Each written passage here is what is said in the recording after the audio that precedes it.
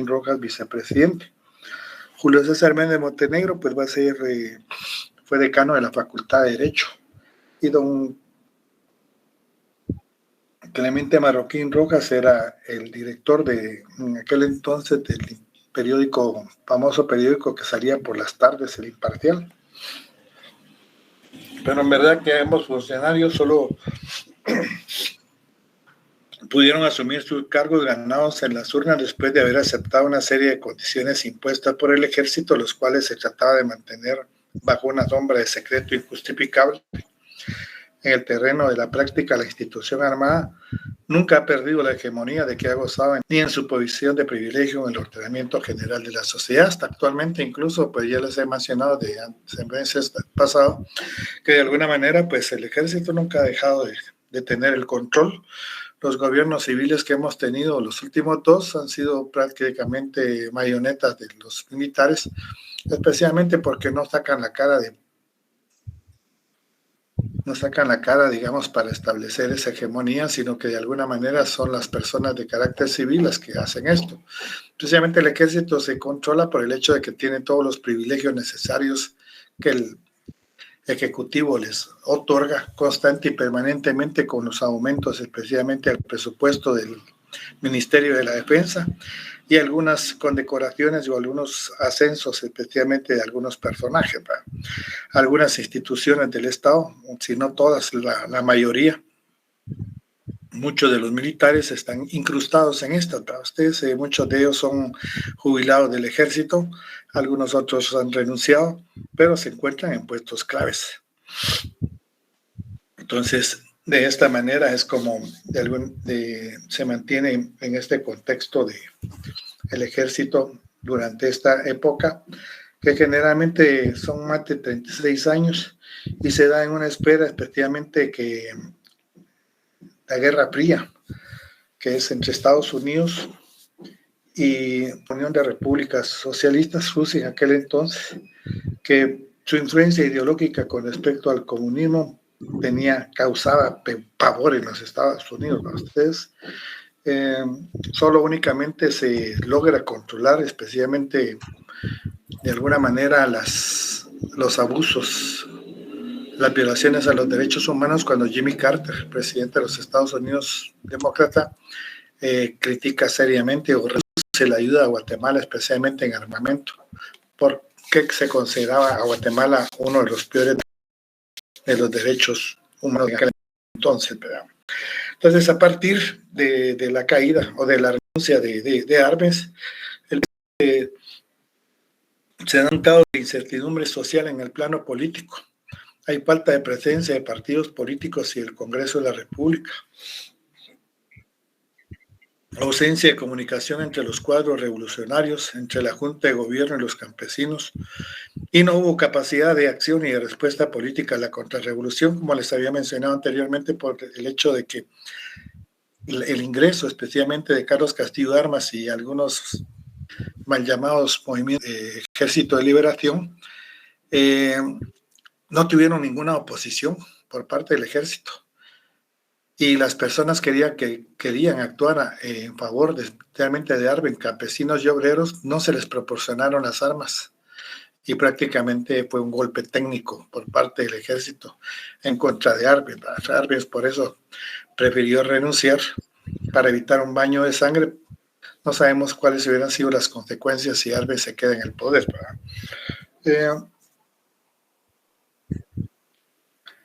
Castillo Armas había ocupado, digamos, relativamente importantes puestos dentro del instituto.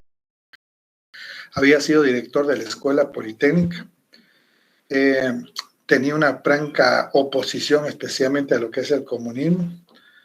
De alguna manera, durante el proceso revolucionario fue objeto de hostigamiento por los sectores revolucionarios,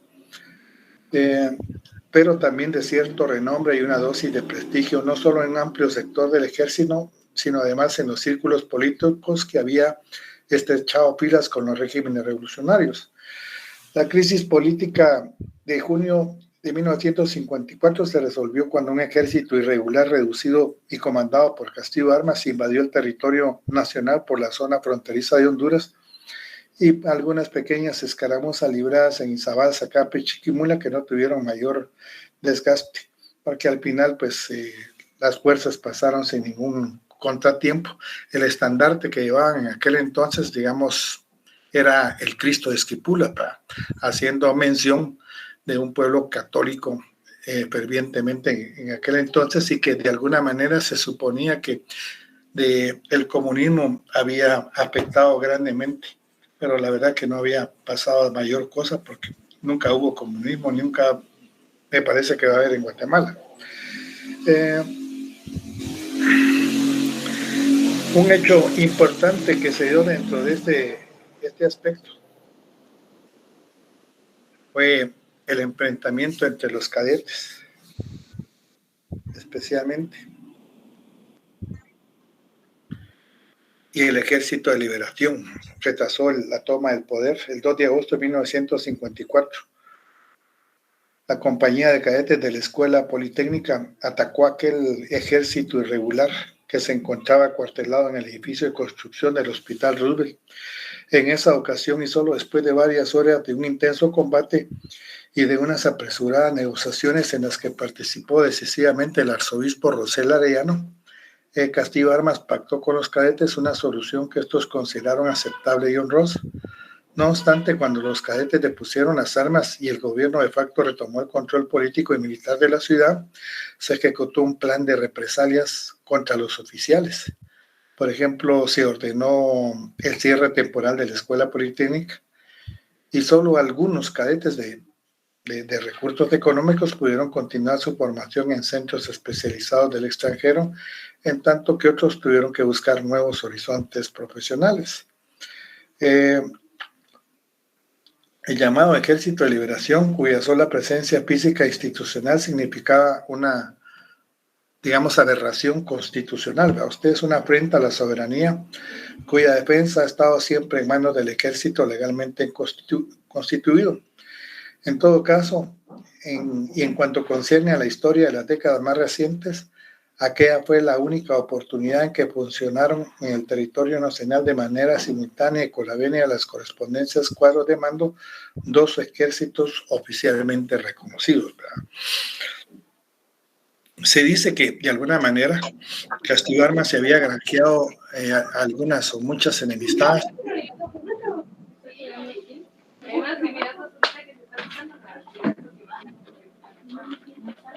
¿Alguien tiene el micrófono prendido por ahí?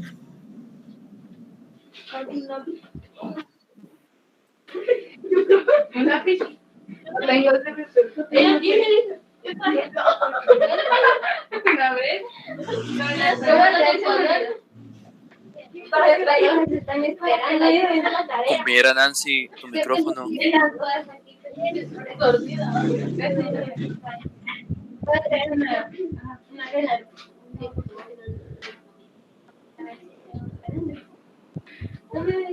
Espérate, me metí de nuevo.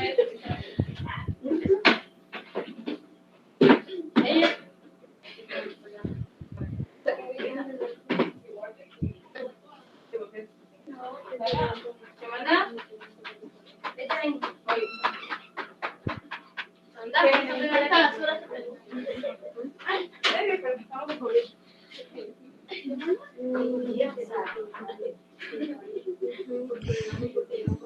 Compañera Nancy, su micrófono.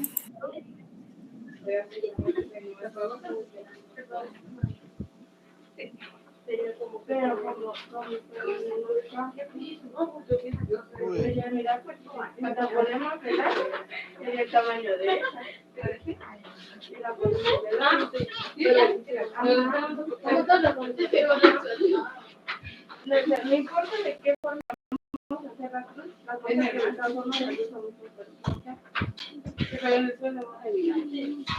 ¿cómo se llama? Esperamos a ver la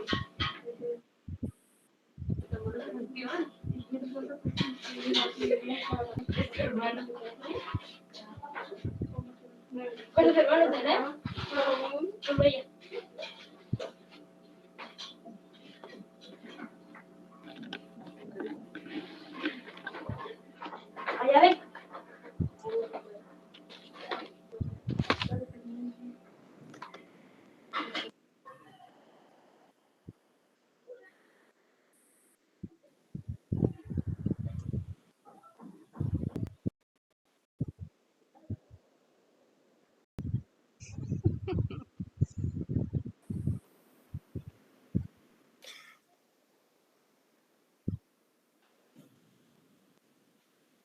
Bueno, vamos a seguir.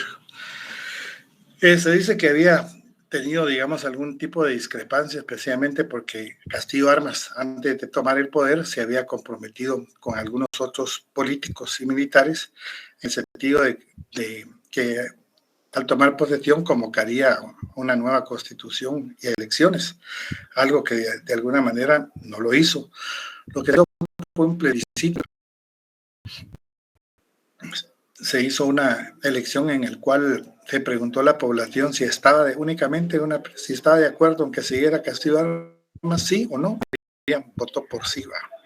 No quedó más que como las votaciones fueron a viva voz, mucha gente no votó en contra por el hecho de que de alguna manera se le podría asociar a lo que era el gobierno, especialmente de Arbenz.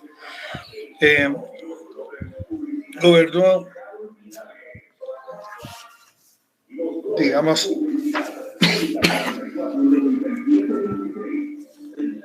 gobernó hasta 1957, el 26 de julio, fecha que fue asesinado, ¿verdad ustedes? La Iglesia Católica de alguna manera había influido grandemente, había realizado cartas pastorales, una cruzada anticomunista, especialmente favoreció la causa contrarrevolucionaria. En las homilías de los días domingos mencionaban especialmente que el comunismo iba a acabar con algo así como con ubico, ustedes iba a acabar con la propiedad privada, iba a quitar la religión católica, se iban a aprovechar de las mujeres, etcétera. Esto creó cierto sentimiento de animalización por parte de algún sector de la población. No logró que el Estado declarara la religión como católica la oficial ni la enseñanza de dicho credo, o sea, se dio libertad de culto. Lo único que logró fue ser reconocida como personalidad de carácter jurídico. Represión. El ejército en aquel entonces, o sea, dentro de las medidas que se dieron en aquel entonces, se dio especialmente no solo el comunismo, sino de cualquier grupo, asociación o partido que aspirara a un trato de más democrático, no existió. O sea, las grandes figuras de carácter político en aquel entonces, como Asturias, como Cardoso Aragón, como Monterroso, fueron exilados. Se dice que fueron detenidos algunos cientos de miles de personas, otros intelectuales se marcharon del país, se disolvió todo, los que eran las sindicales, fueron abolidos los partidos políticos, así como importantes centros de actividad cultural. El Código de Trabajo fue modificado con el propósito de utilizarlo en el ámbito de los conflictos de orden colectivo como un instrumento de conciliación entre los patronos y los trabajadores, lo cual, unido a la persecución que sufrieron los más connotados dirigentes sindicales, anuló la fuerza que el movimiento obrero en el diseño de los gobiernos revolucionarios había establecido.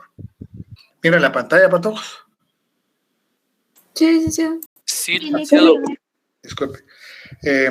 Otro elemento importante que fue lo que prácticamente permitió la caída de Jacobo Arbenz Guzmán fue la implementación del decreto 900 o ley de reforma agraria, la cual fue derogada.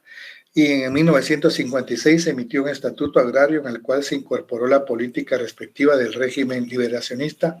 Como parte de esta nueva orientación se creó la Dirección de una dependencia a la que se le asignó la función de administrar un programa de parcelamiento agrario. Este nuevo programa de parcelamiento agrario permitía la distribución de tierras estatales y de parcelas de propiedad privada que no estuvieran cultivadas, y a diferencia de la reforma agraria de Arbenz, los beneficiarios podían vender las tierras adquiridas a los precios impuestos por el mercado, con lo cual se podía disponer de los correspondientes títulos de propiedad privada. Entonces, esto fue lo que esencialmente se conoció en aquel entonces. Se va a dar también de una forma muy misteriosa hasta la fecha, pues todavía quedó en un limbo. ¿A ustedes qué fue lo que realmente pasó? Lo único que hay son conjeturas que se dieron en aquel entonces. Permítame.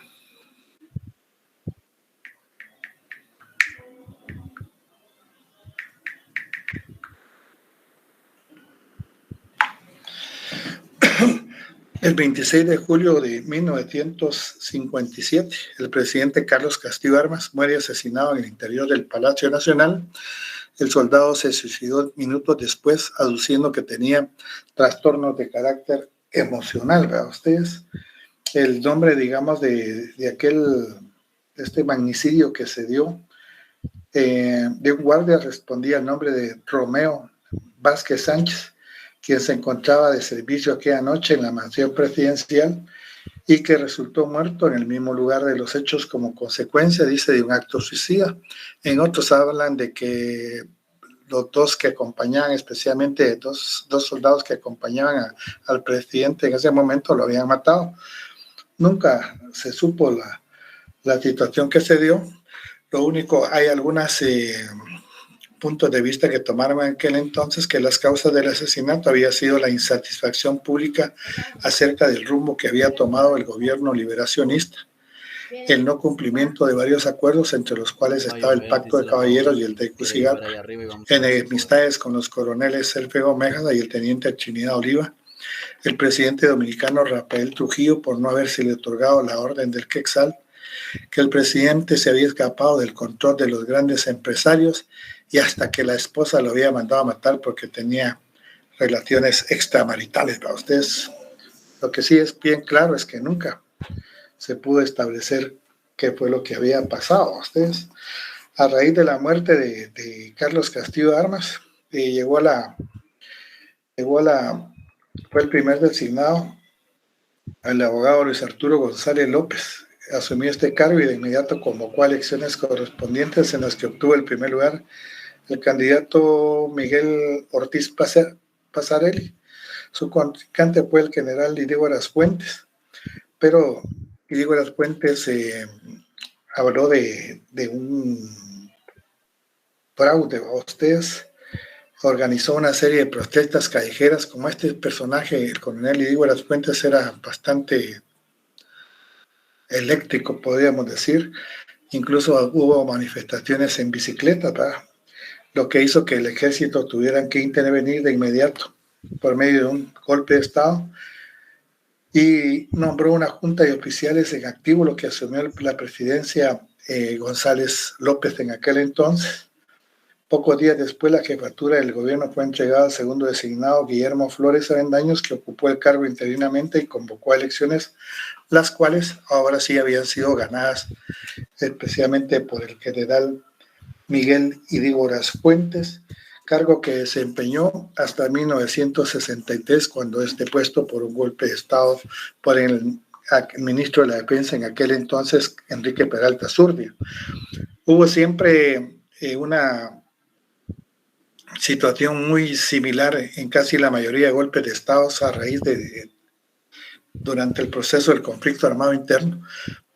La mayoría de personas que daban golpes de Estado eran ministros de la Defensa y eran los que después iban a ser nombrados como presidente de la República. La actividad política se había iniciado y limitado a los grupos afines al gobierno. Únicamente estaban organizados el MDE, el PIACO y el MDC. Más tarde se creó la Democracia Cristiana y el Partido Revolucionario. Se fundó en el 57. Se evitó que la cúpula del liberacionismo decidieran legalmente quién habría de suceder al líder asesinado. La Constitución no contemplaba la figura del vicepresidente, sino la del primer designado, que había sido Arturo González, ¿verdad? El gobierno de Idígoras pues abrió nuevos espacios políticos, relativa libertad de prensa y retorno de algunos exilados. Fue un poco más blando a ustedes con respecto a todos aquellos que habían sido, se habían ido del país por cuestiones del temor a la represalia, de una mezcla de populismo demagógico, represión y corrupción, inesperadas acciones del gobernante. Ideológicamente se mantuvo una línea anticomunista, evidente incapacidad del gobernante y poca honestidad de administrar el erario. Tuvo interés en impulsar la integración económica de Centroamérica en su gobierno. Se inició el mercado común de los estados centroamericanos. Es de hacer notar que dentro de esas situaciones que tenían inesperadas acciones de gobernantes, se comenta como, por ejemplo, dos. Incluso fue a la frontera con Belice. Allá le enseñó, no lo dejaron entrar los beliceños, le enseñó la Constitución a los soldados beliceños, y en aquel entonces en el mapa de Guatemala aparecía Belice como parte de Guatemala, y les decía que Belice era parte de Guatemala, les dijo, pero los soldados le dijeron de aquí no pasaba. En otro evento muy significativo también, de alguna manera preparando la huelga de Dolores, un día jueves antes de la viernes que se da la huelga de Dolores, algunos estudiantes de la Facultad de Derecho se encontraban enfrente de la antigua universidad, ahí enfrente del Congreso de la República, elaborando una carroza. Pasaron por ahí 2 pick-up del ejército, jeep del ejército, como una situación de alterar el orden por ahí.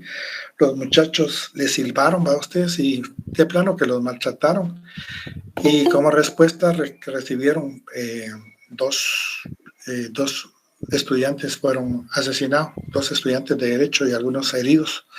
El presidente llegó incluso al velorio de los muchachos, pero prácticamente fue sacado por la familia de ellos. Otra vez llegó incluso a una velada de la huelga de Dolores, y en el segundo nivel, antes existía un cine que se llamaba Palace, que está enfrente de lo que hoy es actualmente ahí en la Sexta Avenida, Los Capitol. Por ahí hay un almacén enfrente de electrodomésticos, ahí está el Cine Palace, muy de moda en aquel entonces porque ahí se realizaban muchos actos artísticos para ustedes, pero llegó al segundo nivel y ahí fue abuchado por la mayoría de estudiantes. Era mero, o aparecía en la televisión haciendo ejercicios aeróbicos para ustedes, o sea, calistenia le llaman en aquel entonces. Era muy raro el señor en aquel entonces. Lo que sí se tenía era que había, digamos, se empezaba a manifestar mucha inconformidad. También hubo eventos internacionales que de alguna manera marcaron hechos trascendentales. Por ejemplo, la Fuerza Aérea Guatemalteca me trajo una embarcación camaronera que prácticamente creó un incidente diplomático, lo cual pues de alguna manera pues se logró calmar en aquel entonces. Estados Unidos también de alguna manera influyó mucho en Guatemala, especialmente con la llegada especialmente al poder de Fidel Castro.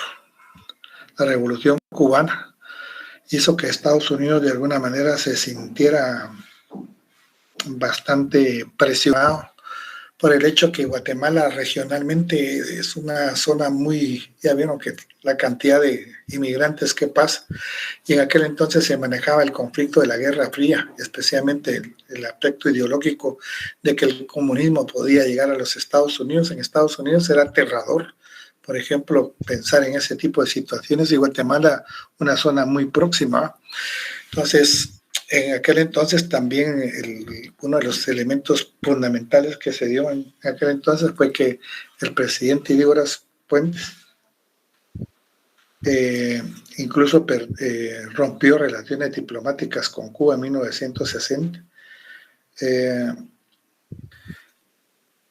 y se propuso, digamos, apoyar resueltamente la política de Estados Unidos en relación con dicho país cubano a ustedes, a cambio de tener algún respaldo en las viejas reclamaciones de Guatemala sobre el territorio de Belice, algo que obviamente no se dio a ustedes. Únicamente se establecieron más o menos entre Estados Unidos, entre las acciones de carácter diplomático, pero una situación que vino a empañar especialmente esto fue el levantamiento militar que se dio en aquel entonces, en el cual tropas anticastristas fueron entrenadas en Guatemala, en la Pinca del Beti, que queda establecida en Retauleu, para poder entrenarse e ingresar por la vía de Cochinos para derrocar al gobierno de Fidel Castro. cosa que no lograron. ¿Va? Ustedes fue frustrada la invasión de Calle de Cochinos, con lo cual Estados Unidos se proponía derrocar a Fidel Castro. Este incidente y algunos otros desaciertos y excentricidades del presidente guatemalteco originaron, digamos, una serie de muestras de descontento y de protestas populares y estudiantiles en la capital de la República. El gobierno entonces suspendió las garantías constitucionales, pero los signos de malestar se habían extendido incluso en las filas especialmente del ejército. El cargo, digamos, de más gravedad que se formulaba al gobierno se refería a una exagerada corrupción que carcomía ya muchas ramas de la administración pública y de la cual se beneficiaban únicamente parientes cercanos del presidente. Aquellas crisis políticas como otras se resolvió por medio de una rebelión militar que se originó en el cuartel de Matamoros de la ciudad capital, y donde sus dirigentes se desplazaron después hacia los departamentos de Zacapa e Izabal. El movimiento fue llamado Movimiento Revolucionario 13 de Noviembre, organización pionera de la guerra de guerrillas, el M13, ¿va ustedes? Aquí son de dos personajes, los dos primeros guerrilleros que se establecieron durante el conflicto armado interno en Guatemala. Los dos eran subtenientes. Tal vez el más famoso, Luis Turcios Lima, y que murió en un accidente en la Roosevelt. No me acuerdo, que nunca se aclaró bien el asesinato, el accidente. Unos dicen que le habían colocado una bomba, otros que iban demasiado rápido y que solo logró salir una mujer del carro, nunca se aclaró. Y el otro, John Sosa, que fue muerto en la frontera de México por el ejército mexicano, ¿a ustedes? Entonces, en el caso de Dígoras, pues el futuro del país se decidiría en las elecciones. Creo que yo más que diría que esto fue lo que más abarcó. Al convocar elecciones había, digamos, ya se manejaban ciertos posibles candidatos en aquel entonces. Dentro de esto se promovía la candidatura del Partido Revolucionario por Mario Méndez Montenegro. Otro grupo de personas identificadas con la Revolución de Octubre fundó el Partido Revolucionario Ortodoxo, el cual propuso la candidatura de Juan José Arévalo. Y este era el que tenía mayor influencia a ustedes, porque de alguna manera incluía dentro de su programa la reforma agraria, un renovado apoyo al sindicalismo y otros temas de contenido de carácter revolucionario. Nosotros, cuando hablamos anteriormente del gobierno de Juan José Arévalo, se recordarán que de alguna manera el coronel Javier Arana, que era el que había comandado los 12 tanques que existían en la Guardia de Honor en aquel momento, tenía un gran carisma, especialmente la Guardia de Honor, pero por haber amenazó con dar golpe de Estado a Arévalo, fue mandado dieron las órdenes para capturarlo. Lo encontraron por el puente de la Gloria en Amatitlán, y pasando el puente, pues le atravesaron un carro, y ahí se quisieron capturarlo, pero hubo un intercambio de balazos y muere Javier Arana, y hubieron 2 o 3 días de conflicto que logró apaciguar en aquel entonces el ministro de la Defensa, Jacobo Arbe Guzmán. Pero aquí el hecho que vamos es que el ejército jamás olvidó y siempre responsabilizó a Juan José Arévalo y a Arbenz de la muerte de Javier Arana, ¿verdad?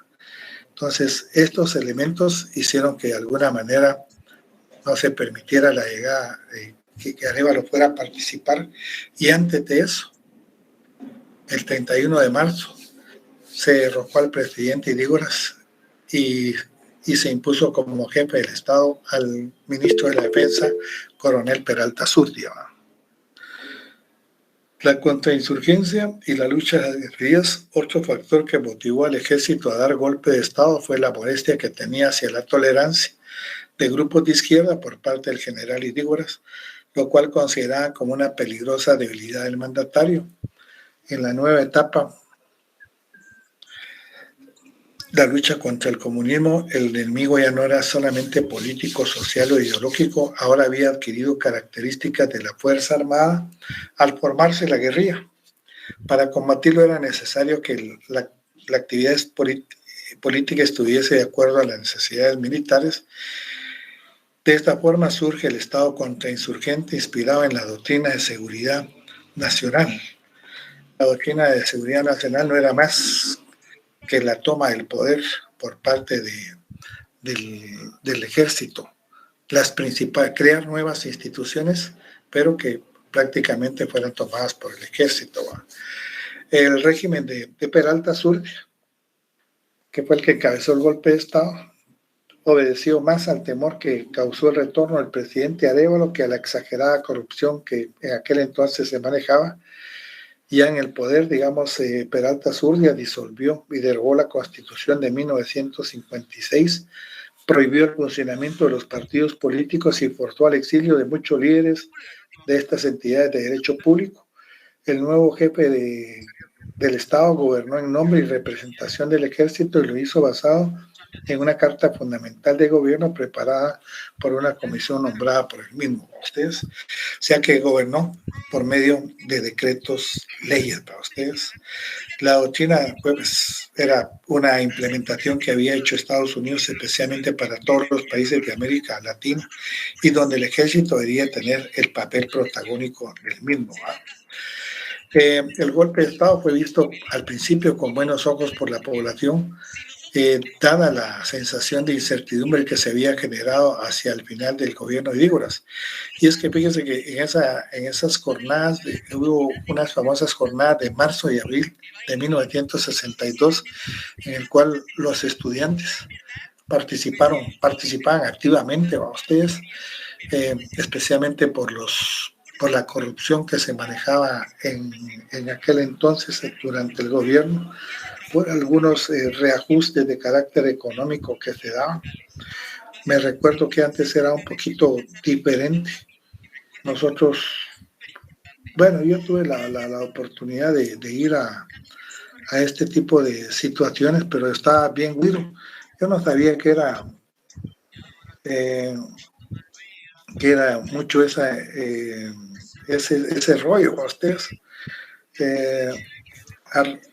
Eran, digamos, uno llegaba, yo vivía en la zona 1, vivía en la zona 1 en aquel entonces, y recordamos que por ahí venía la policía, ahí por Belén y todo, y entonces salía la gente. Nosotros como población nos gusta andar abriendo la boca, ustedes, yo iba de güiro, y venía la policía a atacar al grupo que estaba obstruyendo una calle y salíamos corriendo, y ahí se devolvían las bombas lacrimógenas, era un tira y escoge. Yo no sabía, yo solo andaba de chute ahí metido en ese entonces de güiro. No sabía por qué eran las situaciones hasta más adelante, ya con el tiempo averigüé cuáles eran las situaciones por las que se daban, pero era una para nosotros, para cualquier güiro, era temerario estar metido en este tipo de situaciones. Las características de la Constitución: estructuración de un Estado contrainsurgente. Se derogó la Constitución de 1956, se prohibió el funcionamiento de partidos políticos, etcétera. Aparentemente, digamos, Peralta Zurdia mostró cierta honestidad en el manejo de los fondos públicos y sí tuvo empeño y cierto empeño en enderezar, digamos, el rumbo de la nave del Estado, que parecía una de esos. Algaratio ofrecía el caldo del cultivo para los gérmenes de la inconformidad y aún por la subversión abierta. Las buenas intenciones del gobierno se hicieron evidentes mediante la ejecución de un programa que denominaron en aquel entonces Operación Honestidad. Esta operación de honestidad consistía en el mantenimiento permanente de mecanismos para vigilar el funcionamiento de las dependencias públicas y, sobre todo, la correcta inversión de los fondos del erario mediante la creación del presupuesto programático del Estado. Como resultado de estas políticas orientadas a corregir los desmanes del régimen anterior, se redujo enormemente la corrupción, se mejoró el sistema de recaudación fiscal, se estableció el impuesto sobre la renta y se aprobaron nuevos códigos de la rama civil y penal. El gobierno asimismo se mostró interesado en elevar el nivel de vida de los trabajadores y de los campesinos, y en tal sentido, por ejemplo, se estableció el pago obligatorio del aguinaldo para los empleados del Estado y de la iniciativa privada, pues que todavía sigue vigente a ustedes y que muchos o miles lo esperan ansiosamente para poder cubrir ciertos gastos, especialmente para esas actividades para ustedes. Entonces, el gobierno de los Estados Unidos instauró una política para promover el desarrollo social y evitar el surgimiento de nuevos regímenes comunistas que tenían dos componentes: financiamiento para el desarrollo. Este componente lo manejó Alianza para el Progreso, que desarrolló programas para la clase media, pero no solo desarrolló programas para la clase media, era una institución que apoyaba muy significativamente el aspecto de carácter educativo. Me recuerdo que esto de las refacciones escolares, iban en aquel entonces, las escuelas primarias a través del ministerio la recibía. Me recuerdo que eran bolsas de leche. Me recuerdo que ahí mismo las elaboraban en la escuela. A veces uno entraba a la escuela, estaban las bolsas ahí, y queso craft para ustedes, que de alguna manera pues paliaba un vaso de leche en aquel entonces, y queso craft, lo único que tenía que llevar uno era sus sándwiches o sus franceses o pirujos para ustedes para llenarlo. Era un alivio a la situación en aquel entonces para la mayoría de niños que estábamos estudiando. Ustedes. La otra era el equipamiento militar. Se establecieron mayor cantidad de bases militares en toda Guatemala, porque de alguna manera también había resurgido la guerrilla en gran medida. Ustedes.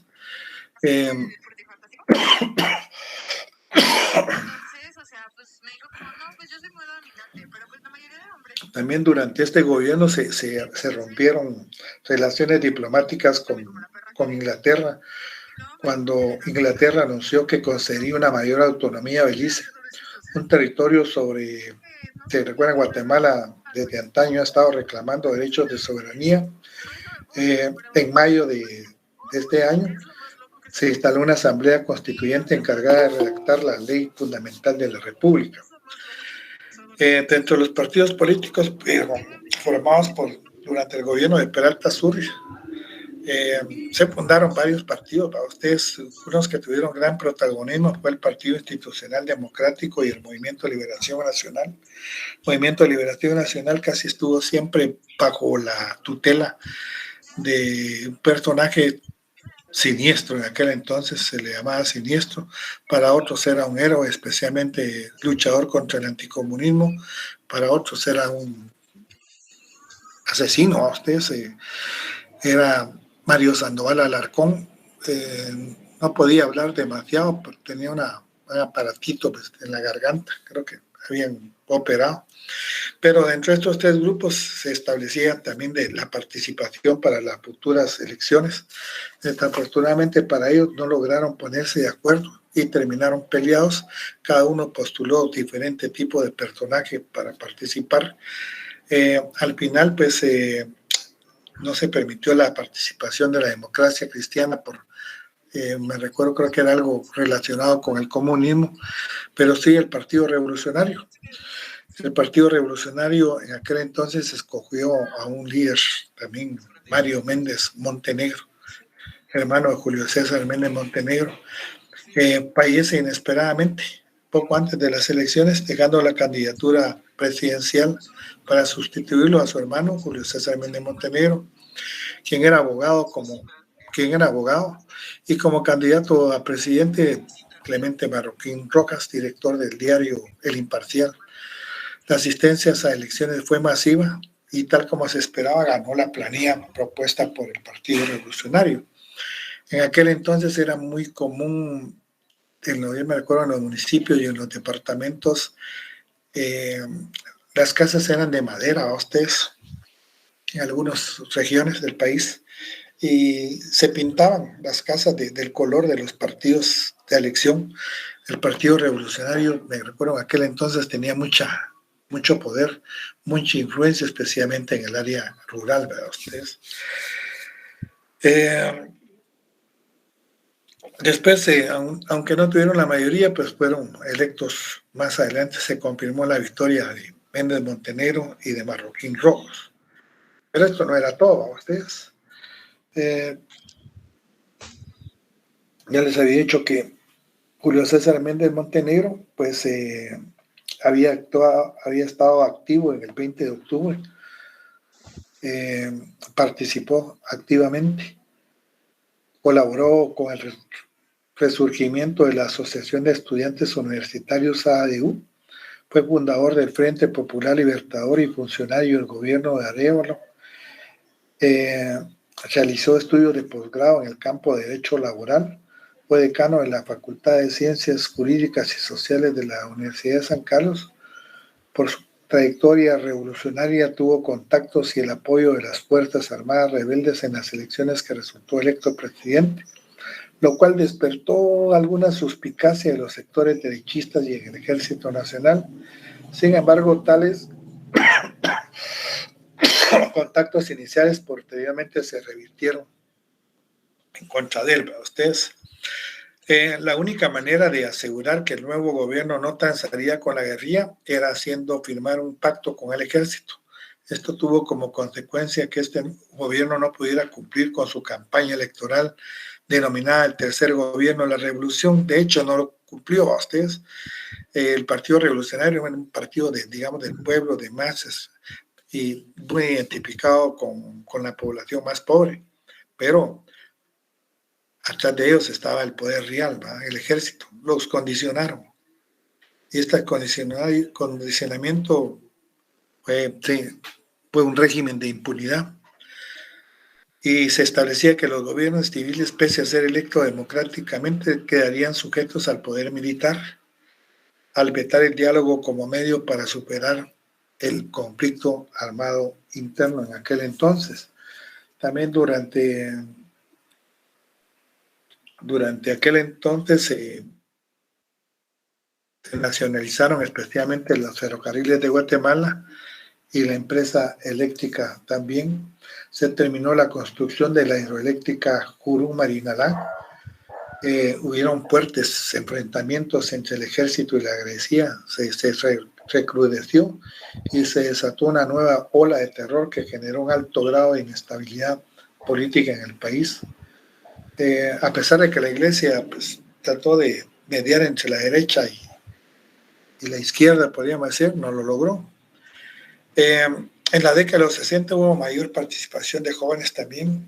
En el escenario de terror para elegir al nuevo presidente había ocurrido una baja considerable de los hechos violentos, tanto de la guerrilla como del ejército, pero luego los efectos del terrorismo se hicieron sentir. La violencia alcanzó también al periodismo y fue dentro de este clima de violencia e inseguridad que los partidos políticos tuvieron que hacer campaña. Hay, digamos, dos elementos muy importantes, no, varios para usted, pero hubieron hechos muy significativos durante el periodo del gobierno de Méndez Montenegro. Dentro de estos, a nivel internacional, tuvo muchas repercusiones. Primero, la guerrilla en 1968 la guerrilla asesinó a 2 consejeros de la misión militar de Estados Unidos y al embajador de ese país, Gordon May. A nivel interno se secuestró al monseñor Mariano Casariego por parte de una agrupación de derecha, se dice la Mano Blanca, con el propósito de desestabilizar al Estado. Y por otro, el 31 de marzo del 70 fue plagiado el embajador de Alemania en Guatemala, el conde von Spreti, cuyo cadáver se encontró el 5 de abril siguiente, ya que el gobierno no accedió a pagar $700,000 y a ordenar la liberación de 22 prisioneros políticos. Lo que exigían los grupos rebeldes responsables. El gobierno alemán suspendió sus relaciones diplomáticas con el gobierno guatemalteco, cuya imagen internacional en materia de los derechos humanos se encontraba sumamente deteriorada. También fue secuestrado otro eminente economista en aquel entonces, Alberto Fuentes Mohr, pero pues regresó a ustedes. Estos fueron hechos relevantes que se dieron en aquel entonces durante el gobierno de Mario Méndez Montenegro, además del asesinato de varios jóvenes estudiantes en aquel entonces. Con las elecciones que se dan en aquel entonces va a llegar a la presidencia. Van a participar el Movimiento de Liberación Nacional y el PIB por el coronel Carlos Arana Osorio, Mario Fuentes Peruchini por la PR, Democracia Cristiana, Jorge Lucas. Bueno, al final se impone Carlos Arana Osorio, se le denominaba también el Chacal. Era un hombre, digamos, un hombre de temperamento fuerte. Combatió duramente a la guerrilla en Zacapa, o sea, la derrotó prácticamente. El presidente Montenegro lo alejó momentáneamente del país, lo nombró embajador en Nicaragua, pero Arana volvió al poco tiempo con la intención de participar en las candidaturas presidenciales. Se instaló un régimen por medio del cual el ejército controlaría el gobierno. Fue la culminación de un proceso que se inició con Idígoras Fuentes. El gobierno de Arana realizó una reforma que construyó una estructura estatal intervencionista en el desarrollo económico. La situación internacional, el gobierno de Arana encontró una situación favorable con altos precios para el café y el azúcar, lo cual generó durante ese primer año un ingreso importante de divisas. Se instalaron bases militares en América Latina. En esa época predominaba lo que es el desarrollismo, es decir, la idea de que los gobiernos de cada país debían de planificar y llevar a cabo políticas económicas para desarrollar eminentemente el capitalismo. El plan de desarrollo y la reforma del Estado en el gobierno de Arana, por medio de la Secretaría de Planificación Económica, años 70-75, contenía una estrategia. Las medidas que se contemplaron y se realizaron fueron la estructuración de la carrera de servicio civil, reorganización del Ministerio de Finanzas, se crea el número de identificación tributaria NIT y se privilegia al sector agrícola. Dentro de este gobierno también se crean especialmente los llamados escuadrones de la muerte, como la Mano Blanco, otra como es Ojo por Ojo. Se asesina altos dirigentes, especialmente Adolfo Mijangos López, dirigente de la Unidad Revolucionaria Democrática, ¿no?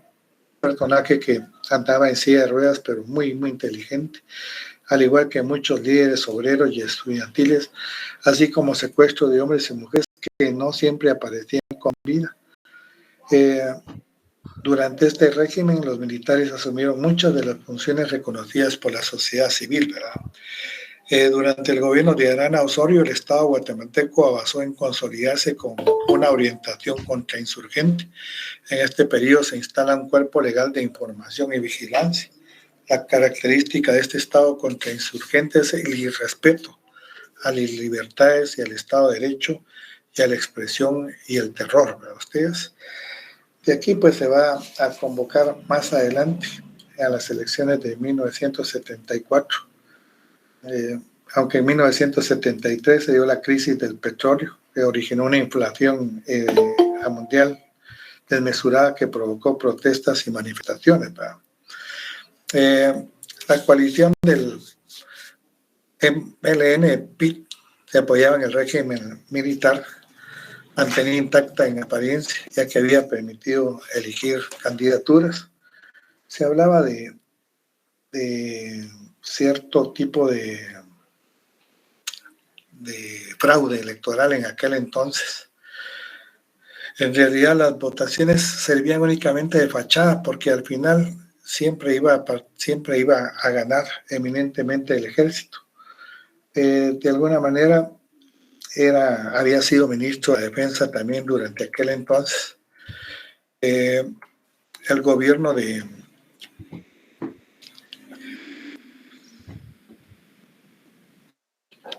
antes de las elecciones o 9 días antes se designó al candidato oficial Shele Eugenio Lauguero García, gracias a la voluntad militar.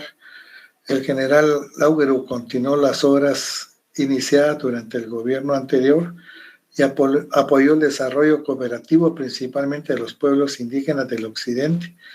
Durante su administración no se repitió el esquema de violencia generalizada de los años anteriores, pero se utilizó el sistema de torturas y encarcelamientos arbitrarios, así como los asesinatos selectivos del abogado laboralista, digamos, Mario López Larrabe, y de los estudiantes. Uno era del instituto, me acuerdo del Instituto Central, Robin García, y el otro muchacho era joven también, del Rafael Aquech, Leonel Caballeros.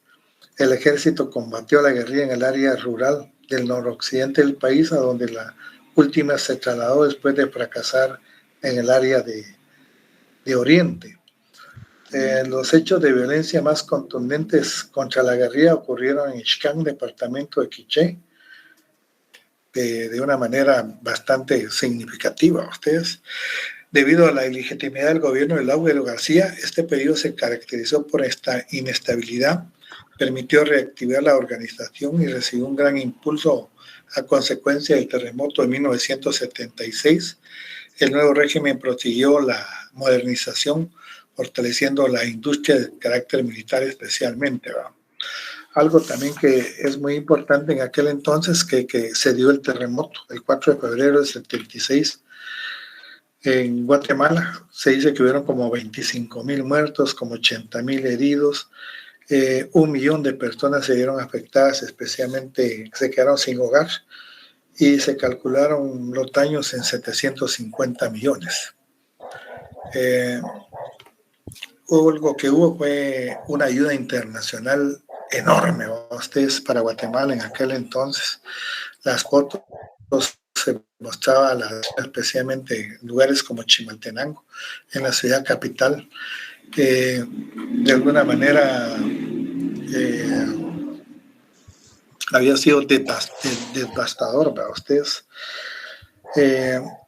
Sin embargo, se creó el Comité Nacional de Reconstrucción Nacional en aquel entonces.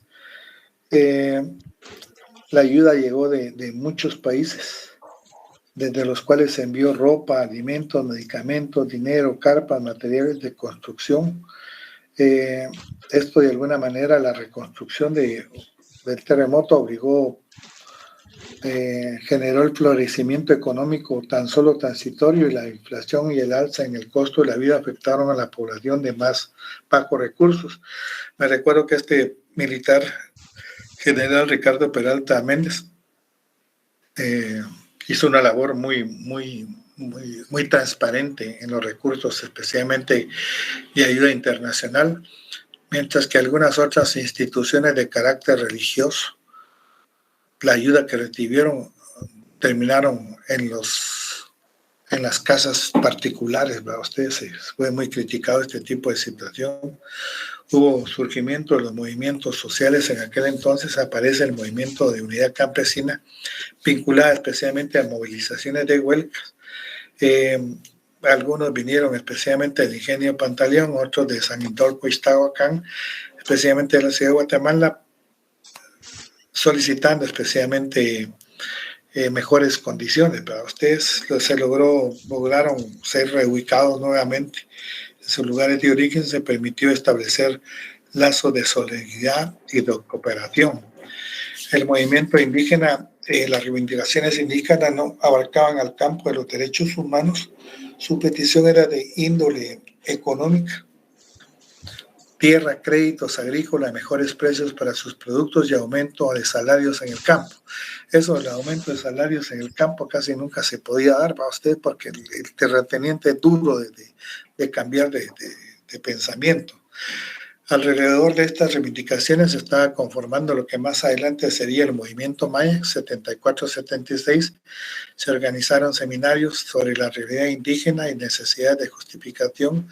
La Universidad Landía sí jugó un papel muy importante creando la carrera de promotor social.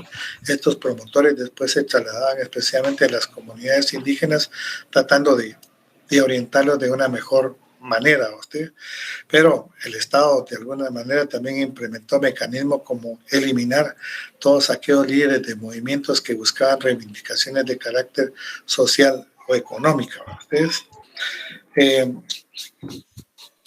difícil relación con los Estados Unidos. Al llegar Jimmy Carter, presidente de los Estados Unidos, de alguna manera, durante el gobierno de Lauger García, la ayuda militar que se daba en aquel entonces mermó a ustedes por la continua violación de los derechos humanos. De alguna manera, pues Lauger García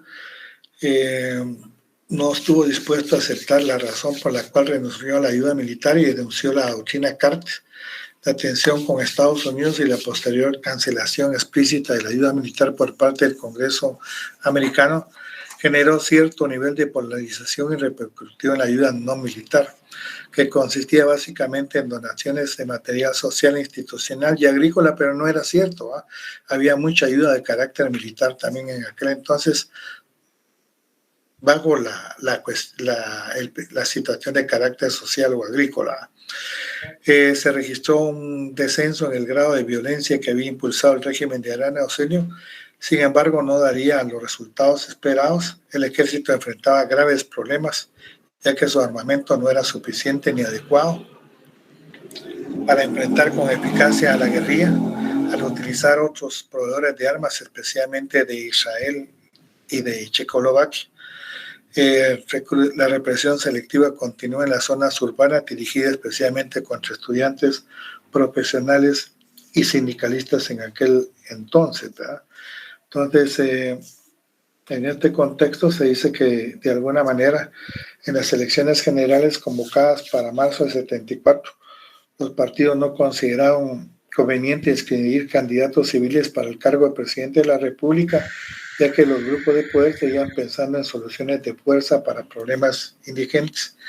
Nuevamente, el partido oficial, el PID, en coalición con el PR, postuló a un general del ejército, esta vez Romeo Lucas García, el Movimiento de Liberación Nacional, al coronel Enrique Peralta Azurdia y la candidatura de Ricardo Peralta Azurdia.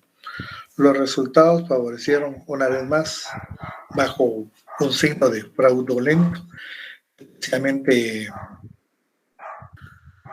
la llegada de Romeo Lucas García. Entonces, hasta aquí vamos a llegar a Lucas García y seguiríamos la próxima semana en este contexto. Solo les recuerdo tentativamente, va ustedes, así que tentativamente, que los exámenes finales aparentemente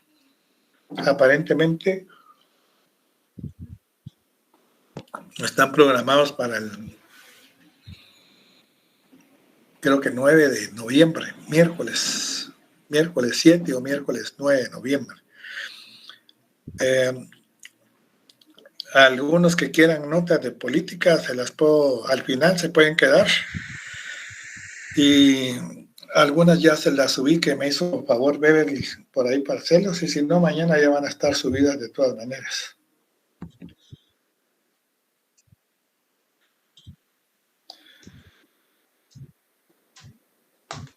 Entonces, solamente por el día de hoy, los que quieran de nota política, si quieren se quedan, se las puedo dar de una vez o verbalmente, y los demás, pues muchas gracias por su atención. Nos vemos el próximo día, lunes. Que tengan buen día. Feliz tarde, licenciado. Feliz tarde, licenciado.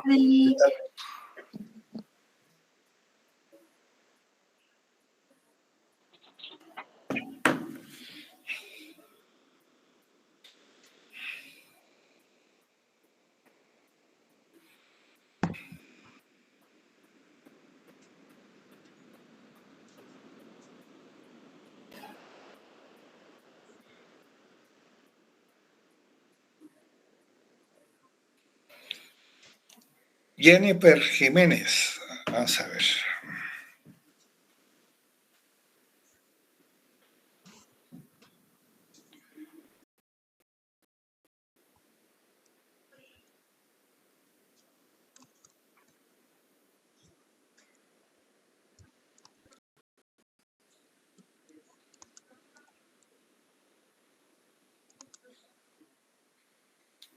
Este Jiménez, ¿qué apellido será?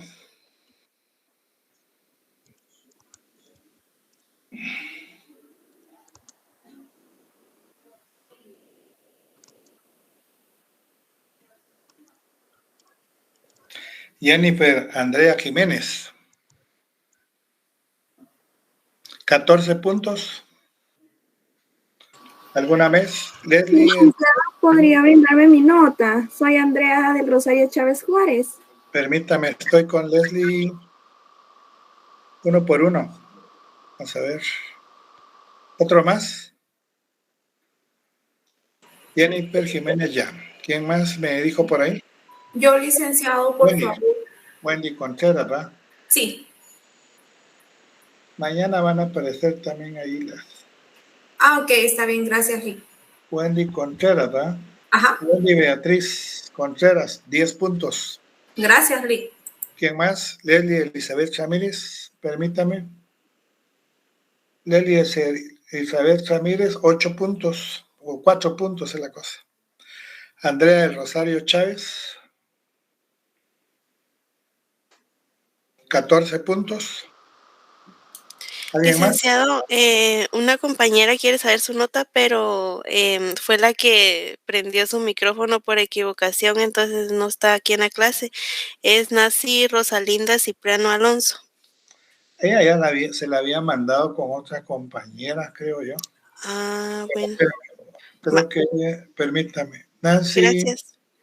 Nancy Rosalinda Cipriano, 12. Gracias, licenciado. Bueno. Lick, solo disculpe, ¿estas son notas de segunda retrasada? Ajá. Ok, gracias. Mañana van a aparecer la primera y la segunda, por si la pueden ver ahí en clase.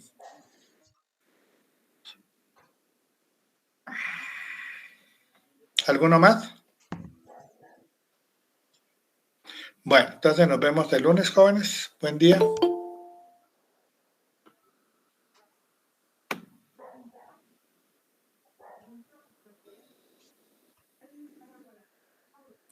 Nancy Rosalinda Cipriano ya había dado su nota. Perdón, ¿quién? Vivian Hernández. Permítame, Vivian. Licenciado, bueno. Vivian Hernández. Permítame, Vivian.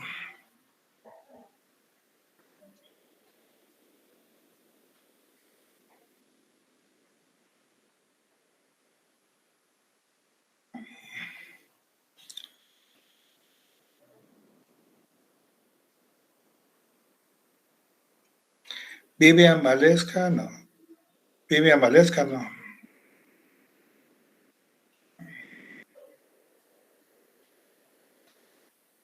Vivian. Buenas tardes, disculpe, soy Nancy. Vivian. Bueno, ¿quién es la que quiere nota? Alan Soto.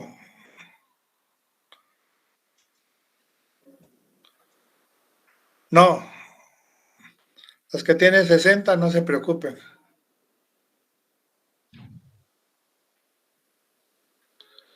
Conmigo nadie se queda con 60, no se preocupen. ¿Quién quiere nota, patojos? ¿Por qué ya me voy? Disculpe, licenciado, mi nota no me la podría dar. ¿Cómo te llama? Alan Fernando Soto. Alan Fernando Soto. 16. Gracias, licenciado. Gabriela Godínez. Gracias. Alison Gabriela Godínez. 22. Alison Gabriela Godínez, 22. ¿Quién más? Sí. Licenciado, disculpe, fíjese que hoy durante la clase usted me bloqueó, pero fue por un error. Licenciado, fíjese que yo estaba pues en una junta y no me di cuenta que mi micrófono se encendió. Entonces no sé si usted fuera tan amable de poder poner mi correo para que yo pueda acceder a las clases, las futuras, ¿verdad? Ya la acepté ahí. ¿No está ahorita más? No, licenciado, yo estoy usando otro correo. usted me bloqueó en el correo que yo coloqué en la pues universidad, pero si gusta se lo puedo volver a mandar. Yo Mándelo. soy la que le pues escribió en WhatsApp. Ah, bueno, mándelo porque no sé, ahí tendría que agregarlo en otro, si no se mete por ahí. Sí, licenciado, mire, disculpe, de verdad. Sí, es que le estuvieron hablando a sus compañeros, pero no se podía Sí, seguir. licenciado, por eso. Ay, sí, licenciado, yo lo Si no, entiendo perfectamente y si muchas no gracias. me lo manda por WhatsApp. Ah, bueno, está bien, licenciado. Y licenciado, disculpe, me comentaba una compañera que usted dijo que mi nota eran 12 puntos. No, Nancy Rosalina Cipriano. Ajá, Nancy mi carnet. Rosalinda Cipriano, 20 puntos. Muchas gracias, licenciado. Bueno, señor. Disculpe, licenciado, es que esto me sacó, yo no escuché mi nota. Vivian. Licenciado. Vivian. Espérenme, voy a ver.